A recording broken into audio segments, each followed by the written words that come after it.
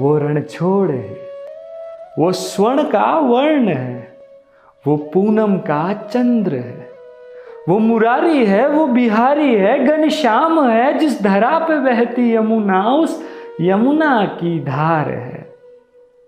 आधार तेरी श्यामल लट पे मरे ब्रज गोपी ग्वाल है।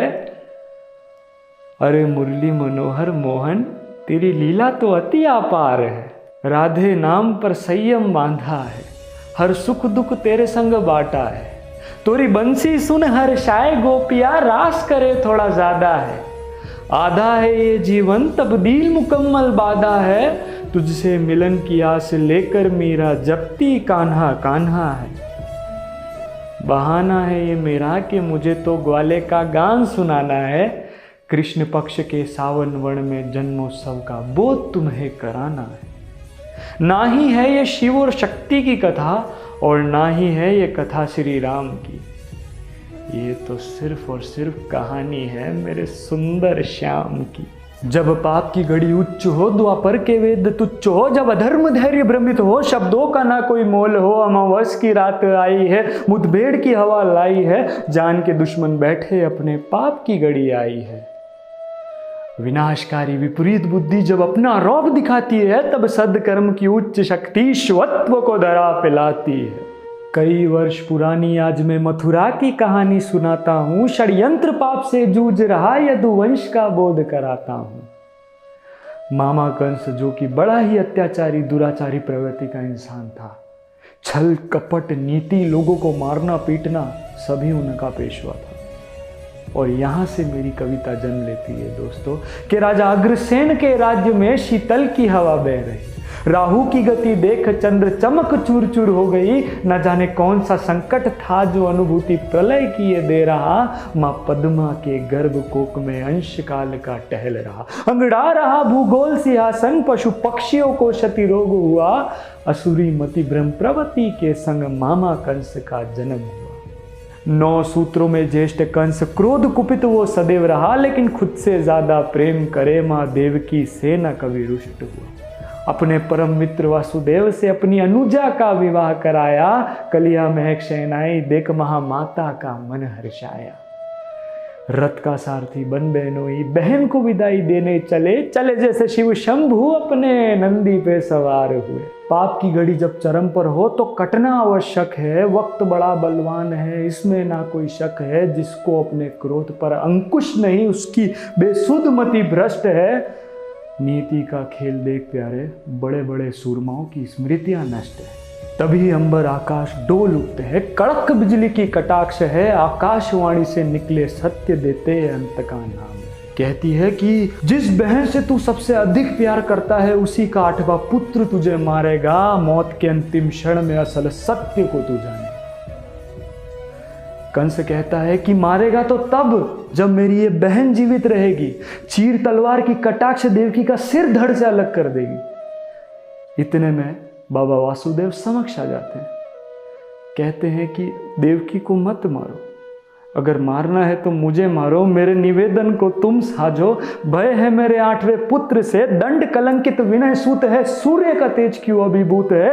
हर संतान तुम्हें लाके दूंगा, तीर पत्थर में दिल पे लूंगा। बस निवेदन है, देवकी को मत मारो। ग्रहण सूर्य को घेर ले तब प्रकाश नष्ट हो जाता है। उसी प्रकार सत्ता, अहंकार, लालसा की मति मनुष्य की बुद्धि को हर लेती। मौत से भयभीत कंस ने वासुदेव तक को न छोड़ा। मति मर्यादाओं को भंग कर कारागार तक तख्त मोड़ा। प्राण भी परिणाम मांग रहे, ये कैसी अंबर माया है।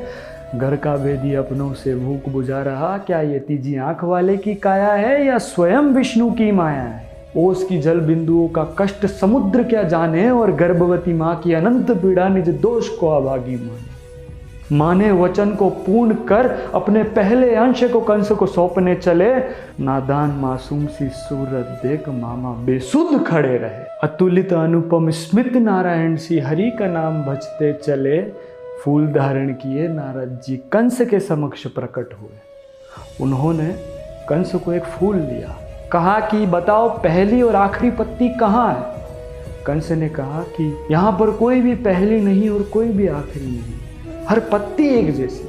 वैसे ही तुम्हें मारने वाला पहला पुत्र हो या आखिरी, तुम्हारी मौत की परिस्थिति एक जैसी। एक एक करके 6 पुत्रों को मार डाला। योग माया की शक्ति ने श्री शेष को रोहिणी गर्भ में पहुंचाया। सौभाग्य है वो माता जिसने असंख्य बलिदान दिए, स्वयं भगवान को जन्म देने हेतु अनेकों पुत्र दान किए। अब आ चुका है वो समय जिसका सभी को इंतजार है। देवों की वार्तालाप में श्री हरि का नाम है। रात अंधियारी धैर्य थामे, नील गगन पुष्प अब बैर बांधे। फूल कुसुम महक ये तीनों लोक, बरसाए बूंद वैकुंठ लोक। नैन नक्षत्र तोरे न्यारे प्यारे, मोर पंख धारे तू सिर के आगे। प्रकाश छाए हरियाली आए, जब कृष्ण कन्हैया के दर्शन हेतु सभी देवी देवता आए। हाय काले गुंगराले सुरूपी लठ वाले ने हर एक का मन हर लिया। तेरी कोप की अग्नि देख बेड़ियों ने भी अपना दम तोड़ दिया। मोड़ दिया मैंने समय का पहिया, दरबानों को विष मोहित कर दिया। टोकरी में लेकर मैं वासुदेव के संग गोकुल की ओर चल दिया। रास्ते में तूफान छाए बरसात आए, जलाशय यमुना मैया का गंगोर घटाए तबाही मचाए। लेकिन हिम्मत ना हारे वासुदेव, सिर पे धारे बढ़ते चले। आगे आगे कृष्ण कन्हैया और पीछे श्री शेषनाग बलराम दाव खड़े। निद्रा अवस्था में लीन गोकुल कुछ भी ना देख रहा। पवन का जो का स्पर्श भूमंडल सुगंधित हो रहा। यशोदा मैया को देख लाल अंगड़ाई डगमग ले रहा। भेंट किया ये पुत्र राजन को दुख का अनुभव हो रहा। उठाई बेटी और उधर ही केशव को रख दिए। धर्म का कार्य करके बाबा अपनी कुटीर की ओर चल दिए। जो इसे भोगी माने वो है बड़ा योगी, जो असत्य इसे माने वो सबसे बड़ा रोगी। महकता है जैसे बगिया में फूल लटक रहे फुलवाड़ी के। क्या कहूँ मोहन के बारे में, प्राण हरे वस्त्र हरे मुरली धरे और हरे खट्टे मीठे माखन जटिला चाची के। प्रेम की परिभाषा सिखाने वाला ये ग्वाला ब्रज के लोगों में वास करता है। जिसकी मुस्कान पे मरता है वो तो आप सब लोग जानते ही हैं। वृषभानु पुत्री राधा है। आधा है ये जीवन, रास का रंग सादा है। जब तक कृष्ण के साथ किशोरी नहीं, तब तक वृंदावन के कण कण में बाधा है, हर क्षण में बाधा है। लागी है लगन तुझमें, रास रचेगा आज निधिवन में। पूरा संसार तुम्हें झुला झुलाएगा। हे कान्हा, तू फिर कब लौट कर आएगा।